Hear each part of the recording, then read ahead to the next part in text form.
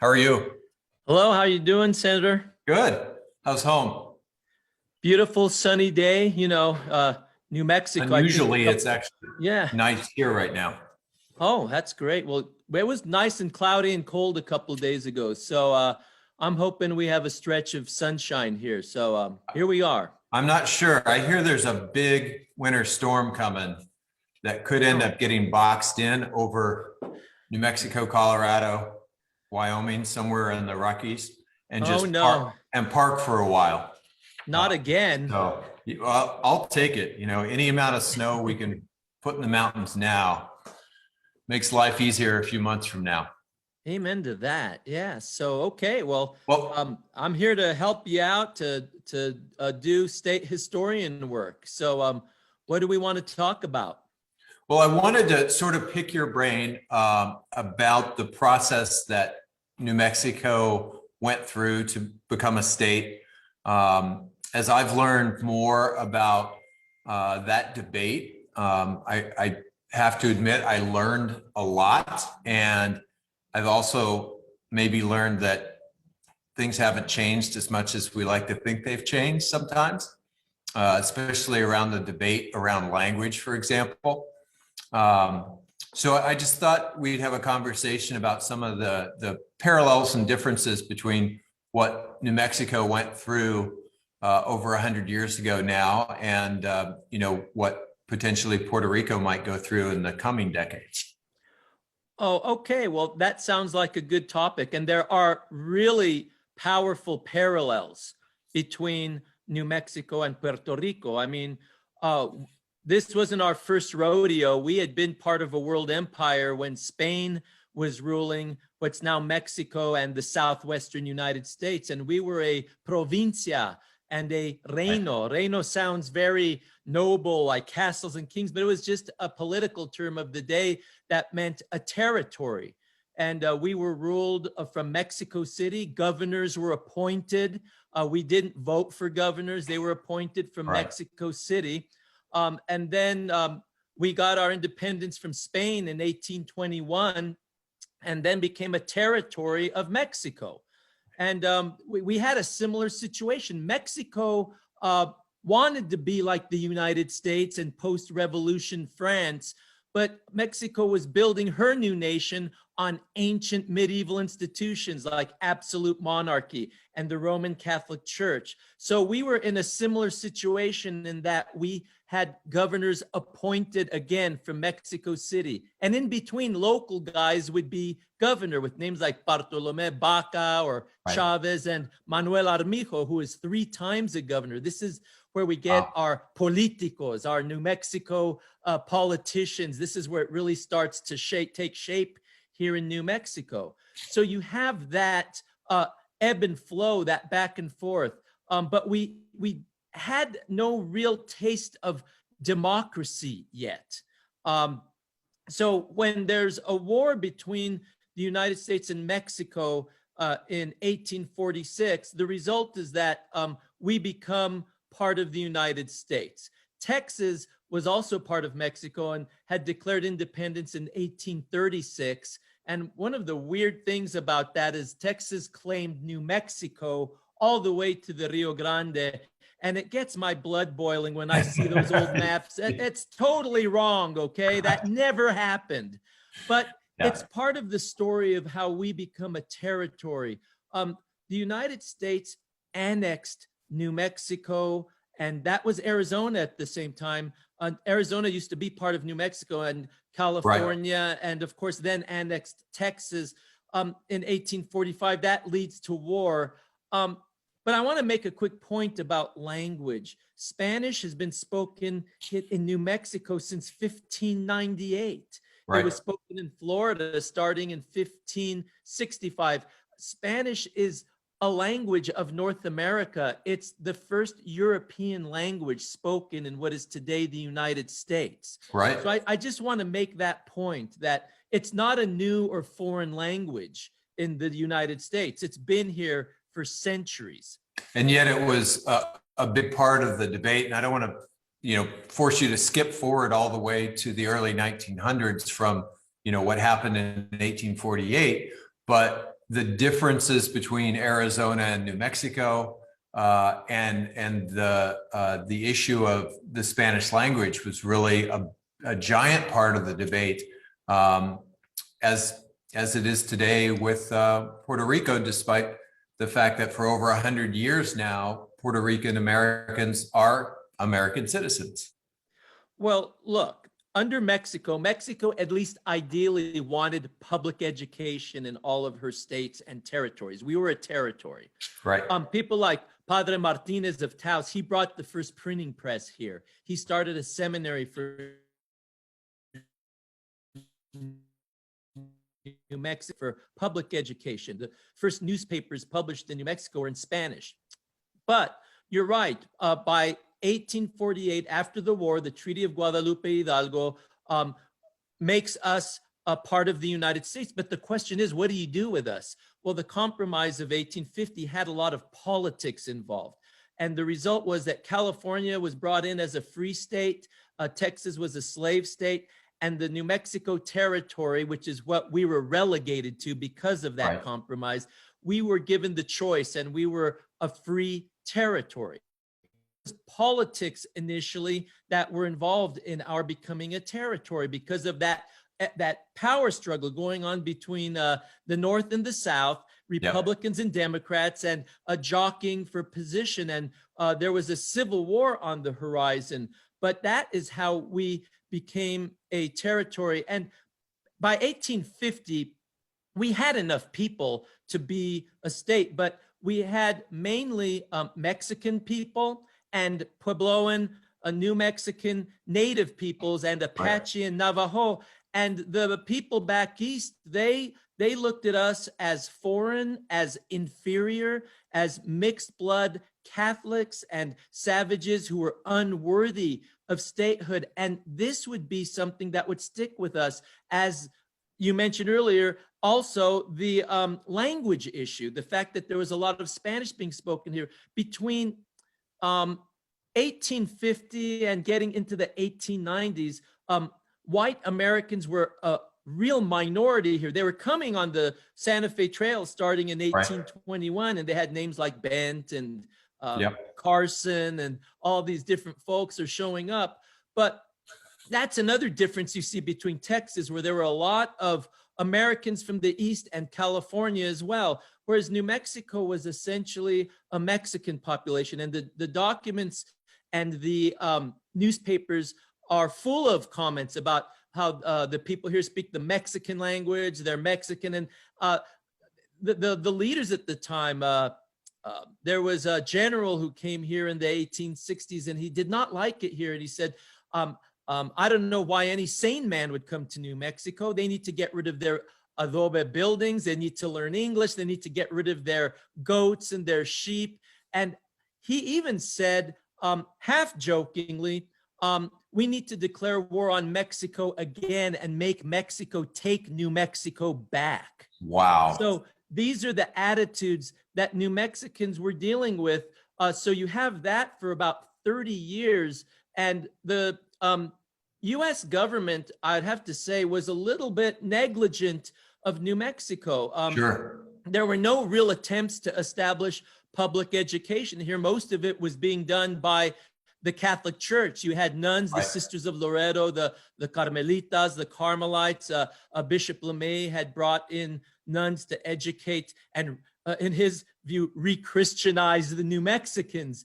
But it's really that language, problematic. I mean, the pushback from all of that was to actually enshrine Spanish in our education system, actually. And today we see that as a great benefit, but back then it was not seen as a benefit. And it was also just it's part of what happens when you build an empire, when you expand your borders and you take over people who have different cultures and different languages.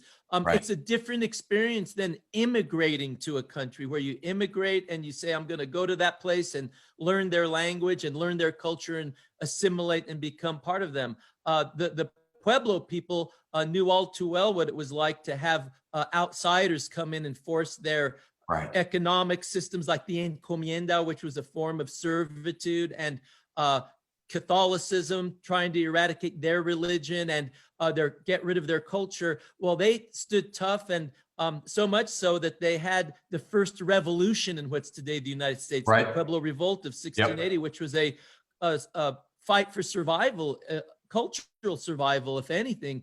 Well, then we all got that experience in 1848, 1850, and it's never pleasant to be on the receiving end of colonialism, no matter who's doing it, whether it's Spanish, French, British, or American. So we were wrestling with this for about 30 or 40 years. And it's interesting because when you get into the 1890s, it's not like everyone was against statehood or everyone was for it. You obviously have factions, and a lot of times it was the wealthier classes that were against it because they had a pretty good deal going out in faraway New Mexico without a whole lot of oversight. Exactly. Yep. But it's a back and forth thing so you have your last real push of anti-statehood in the mid 1890s, but the tide starts to turn in the late 1890s and into the early 1900s. It's interesting when you look at what politicians were saying, what business people were saying, and what newspapers were saying at the time. They start to say that New Mexico is ready. There's critics. One guy comes out, a politician, and he says that he goes to Taos around 1893 and he attends an Indian festival, he calls it. That's what they called it back then. And that he said that the Mexican people here aren't even as intelligent as the Indians. They're backwards. They're uncivilized. And I've seen some of that. Yeah, and it was Catron who responded and said these folks are civilized. The native peoples of New Mexico, they speak Spanish. They are Roman Catholic, and they are integrated into the local culture. It's interesting that those negative things from 50 years before all of a sudden became positive things, to be Catholic and to speak Spanish. But it's these attitudes that really we start to overcome them. There is propaganda, and also important is around 1880, the U.S. establishes an immigration office in New Mexico to try to bring more Americans from the East, to try to make this place a little bit more palatable, because they realized they needed Americans here to make it a viable place for a state, at least in the eyes of some Easterners.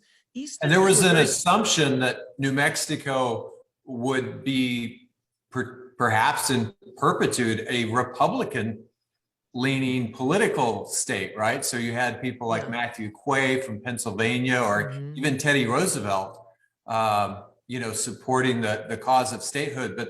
But obviously we've seen time and again, as states have joined the Union, how those things flip over time, whether it's New Mexico or Alaska or Hawaii. And I see that those assumptions really play into the Puerto Rico statehood argument all the time, even though they have a resident commissioner who's a Republican and a former resident commissioner and governor who's a Democrat. Well, that's the thing, Senator, you know better than I, politics are complicated and they make for strange bedfellows at times. I mean, we were able to turn back the Texans in 1841 and show them that we were not Texan and we were not going to be a slave territory, but there were political implications then.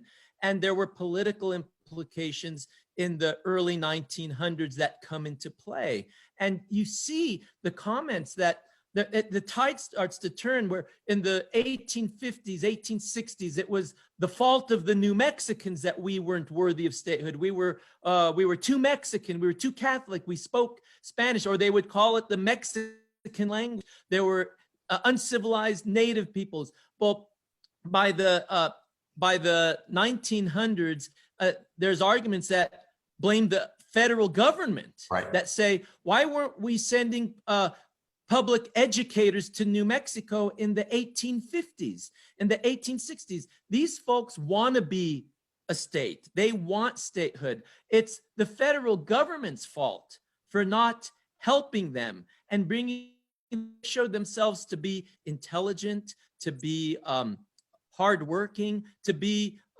good Americans. So you have these hurdles that have to be overcome. And then, Senator, there's this idea that starts in the early 1900s that we're Spanish and not Mexican. So this also is a way of making it more palatable to Easterners. Easterners were very suspicious of the West, and not just of the Mexican people, the Native Americans, but of white Americans who would go live in such a place. In these places. Yeah. So it was there was a movement amongst Nuevo Mexicanos and Eastern Americans that we weren't Mexican, we were Spanish and therefore more European, and it would be a lot easier to allow us to come in if we could be perceived as Spanish. So, you know, this is what happens. And there's this weird thing that happens in 1906 to make Arizona and New Mexico a joint state. And it goes back and forth. The New Mexicans are against it. Then they're for it. The Arizonans are completely against it. It didn't happen. But I mean, between something like 1890 and 1906. Just think Arizona would have had so much better food today if that had happened. Oh my gosh, they would have had red and green chile. But there were like 20 attempts to get bills passed that failed, but ultimately we get there. So what's the parallel with Puerto Rico? Well, Puerto Rico, like New Mexico, already had a native population, the Taino people who'd been there for centuries. They had migrated from South America and the mainland, and they had populated many areas of the Caribbean. So they're already there. They're first, just like the Pueblo people are the first New Mexicans. Well, Cristobal Colon, Christopher Columbus, on his second voyage in 1493, he goes to that island and names it San Juan after San Juan Bautista, the St. John the Baptist. So the island was called San Juan, and the port was called Puerto Rico, rich port. Rich port. Well, over the decades, over time, they get switched, and the island starts to be called Puerto Rico, and the port is called San Juan. The port is San Juan, Yeah, so you have this similar culture. The Spaniards come, they impose encomienda on the native peoples. They bring diseases from Europe that the natives are not immune to, just like the people here were hit very hard, the natives, by disease brought by the Spanish in the 1500s and 1600s. In fact, there are epidemics and pandemics almost every 20 years or so, devastating. Well, this happens in Puerto Rico, and Puerto Rico becomes an amalgam of native peoples, the remnants of native peoples, African slaves brought to do work, and Spanish people from the Canary Islands and Andalusia, Spain, and they're mixing, just like in New Mexico, they're mixing. So by the time you get to the 1800s, Spain's power, which was great in the 1500s, has already kind of weakened by the 1800s. Spain loses a lot of her empire. I mean, Mexico becomes independent, we become independent. So she's left with her Caribbean holdings, the Philippines, Guam. And so she hangs on to this. Well, the United States, it's not lost on me that the United States' first international conflicts, besides trying to wrestle herself from England, were with Hispanic countries. Mexico first in 1846, and then Spain. And there's a similarity. United States, because of manifest destiny, kept moving west, and it was easy at first, right? France just sold Louisiana territory, no biggie. And then the United States asked Mexico politely, can we purchase the Southwest? And Mexico said, no gracias, no thank you. We like having our land base. So all of a sudden, President Polk creates a war that actually was, Abraham Lincoln called him on it and said, you're basing this on a lie. I'd like you to show us exactly where American blood was spilled. And Ulysses S. Grant called it a very immoral war, but it was a land grab to move west, to rule from sea to shining sea. Well, in the 1890s, it had been studied that to be a world power, you have to have a strong navy, like England. England was the model later on. Spain had a powerful navy, but then England.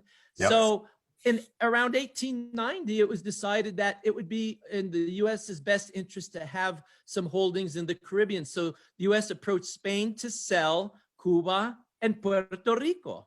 And Spain said, no gracias, no thank you. So all of a sudden, a few years later, because of this access to the Caribbean and then the desire to build a canal around Honduras or Panama, a war is declared when the USS Maine was supposedly attacked by Spain in the harbor of Havana. Well, historians have studied that, and many on both sides, the US and the Spanish side, have speculated that there was an accident on the US Maine, that the explosion was an accident, but it was used as an excuse to declare war on Spain. That war did not last too long, and the United States ended up inheriting Puerto Rico, Guam, the Philippines. And this is where Teddy Roosevelt comes into the story as well. Exactly. The Rough Riders and all this story, this part of our history. And Cuba, Spain will not cede Cuba to the United States, but gives up dominance in Cuba. So there's a shaky relationship there. Bottom line, though, is the United States took over people that were very different from them, once again, who spoke Spanish since 1493, and were a mixed blood, mixed culture people. And then in 1917, they're granted citizenship, but they're a territory just like New Mexico had been. So they could go fight in World War I, but they did not have representation, full representation. And so now we've had situation. 100,000, Puerto Rican Americans who've served in the military who've never had a senator or a congressional delegation that can actually vote.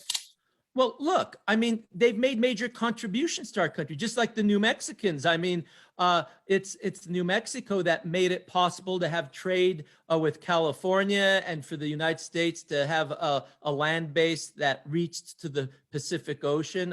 Obviously, New Mexicans fought in the Civil War against the Confederates on the Union side. I have ancestors, relatives who did that. And I have relatives who've served in all the major conflicts, like we all do. Hispanics, New Mexicans served in World War I, World War II, Korea, Vietnam. Very high levels of volunteerism. Yeah, my father, Berto, is my late brother, composed a corrido about Daniel Fernandez from Los Lunas, who died and fought and died in Vietnam. But it was an homage to all the Hispanic New Mexicans who have fought. And the Puerto Ricanos have that same history. And another point that's interesting, in the early 1900s, there was a move to change our name.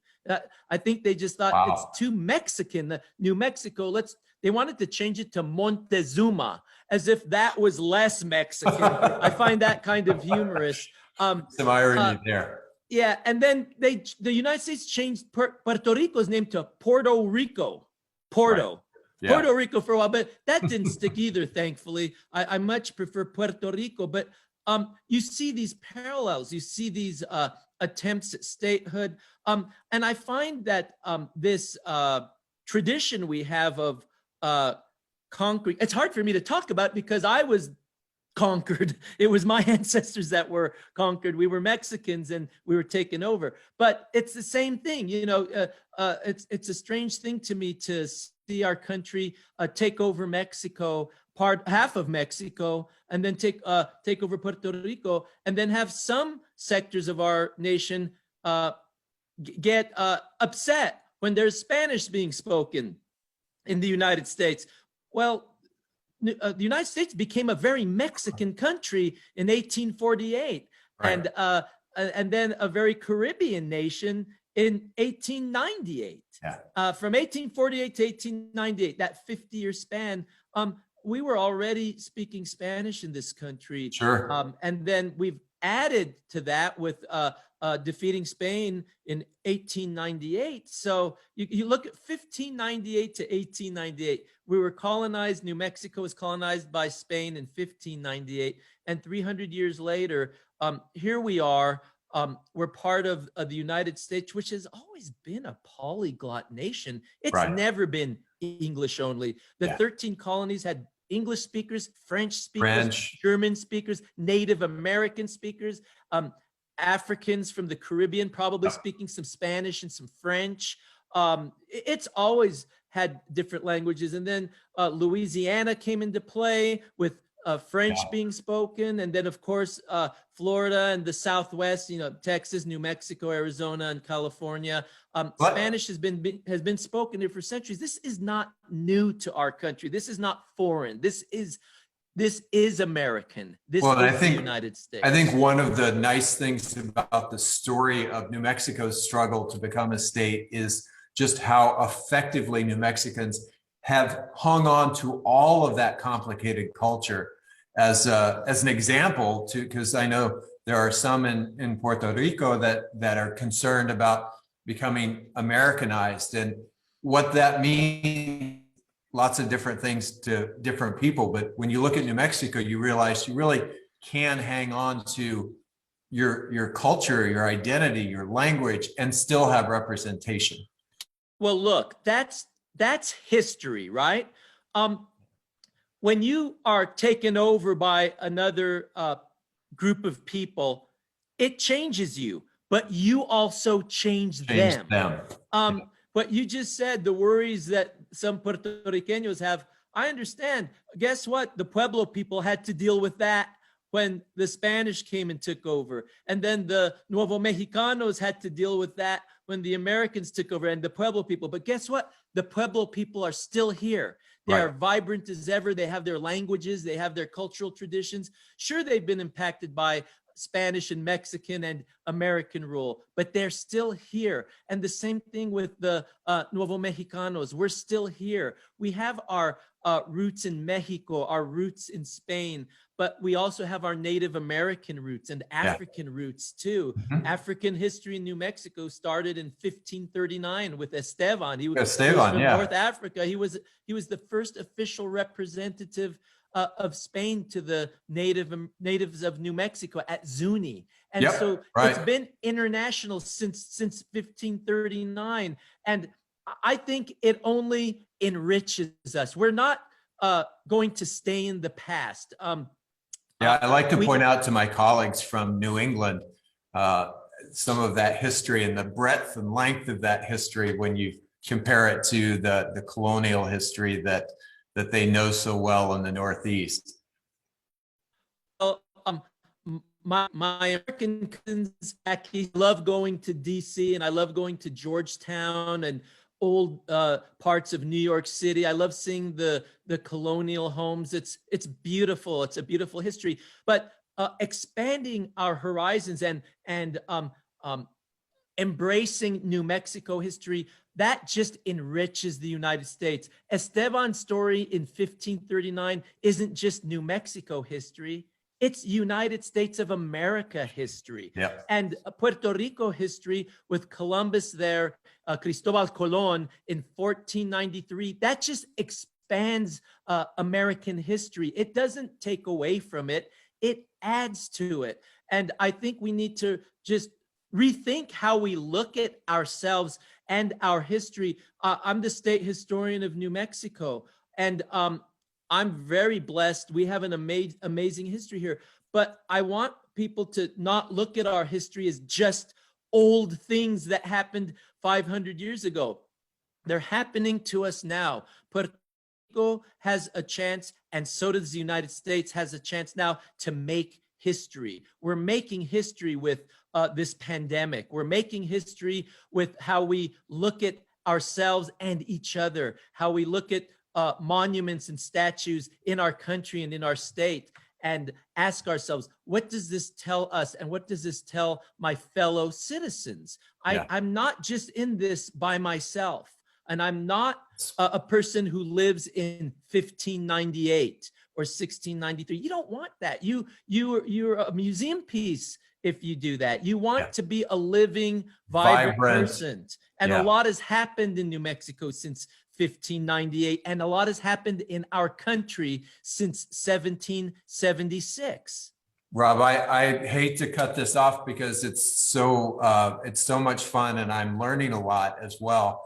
But I have to go make history and vote for the first Native American Secretary of Interior from the state of New Mexico. Amen. And give a speech on the floor. But I really appreciate your time here today. This has been fantastic. It's been an honor. Thank you. And thank you for your service to New Mexico and the United States. And I think it's a great thing to be advocating for at this point in time. And we'll do this again sometime. Oh, I look forward to it. All right. Take care. Thank you. Thank you. Bye-bye.